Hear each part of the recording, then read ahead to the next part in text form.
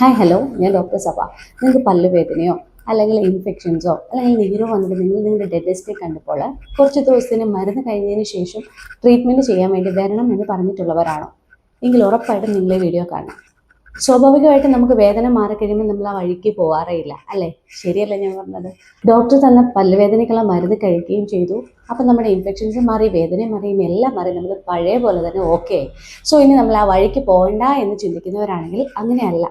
നിങ്ങൾക്ക് പല്ലുവേദന ഉണ്ടാവാനും നീരുണ്ടാവാനും ഉള്ള ഒരു കാരണം നിങ്ങളുടെ വായിൽ ഇപ്പോഴും പ്രസൻ്റ് ആണ്. ആ വേദനയും നീരും ഒക്കെ ഒരു താൽക്കാലിക നേരത്തേന് മാത്രമായിട്ട് മാറിയിട്ടേ ഉള്ളൂ. സോ എപ്പോൾ വേണമെങ്കിലും നിങ്ങൾക്ക് ഈ ഉണ്ടായ സിംറ്റംസ് ഇനിയും വരാം. അപ്പം നമ്മൾ ഇനിയും മെഡിക്കേഷൻ എടുക്കേണ്ടി വരും. ഞങ്ങൾക്ക് മെഡിസിൻ തരാനുള്ള ബുദ്ധിമുട്ടുകളല്ല, നിങ്ങൾ നിങ്ങളുടെ ബോഡിയെ തന്നെയാണ് ഹാം ചെയ്യുന്നത്. സോ ഇങ്ങനെ എപ്പോഴും മെഡിക്കേഷൻ എടുക്കുന്നത് നിങ്ങളുടെ ബോഡിക്ക് നല്ലതല്ലായിരിക്കും. അതുകൊണ്ട് നിങ്ങൾക്ക് മരുന്ന് തന്നിട്ടുണ്ടെങ്കിൽ ആ മരുന്ന് കഴിച്ച് എത്ര ദിവസത്തിനുള്ളിലാണോ ട്രീറ്റ്മെൻറ്റ് ചെയ്യാൻ വേണ്ടി വരണമെന്ന് പറഞ്ഞത് ആ സമയത്തിനുള്ളിൽ തന്നെ ചെന്ന് ട്രീറ്റ്മെൻറ്റ് ചെയ്യുക. അല്ലാത്ത പക്ഷം നിങ്ങൾ ഈ വേദന ഉണ്ടാക്കിയ കാരണം അവിടെ ഇരിക്കുകയും വീണ്ടും ഈ സിംറ്റംസ് എല്ലാം കാണിച്ച് നിങ്ങൾക്ക് വേദനയും നീരും വരാനുള്ള ചാൻസും ഉണ്ട്. സോ നിങ്ങൾ നിങ്ങളുടെ ബോഡിയെ ഹെൽത്തി ആയിട്ട് സൂക്ഷിക്കണം എന്നുണ്ടെങ്കിൽ ഈ പറഞ്ഞ പോലെ ചെയ്യുക.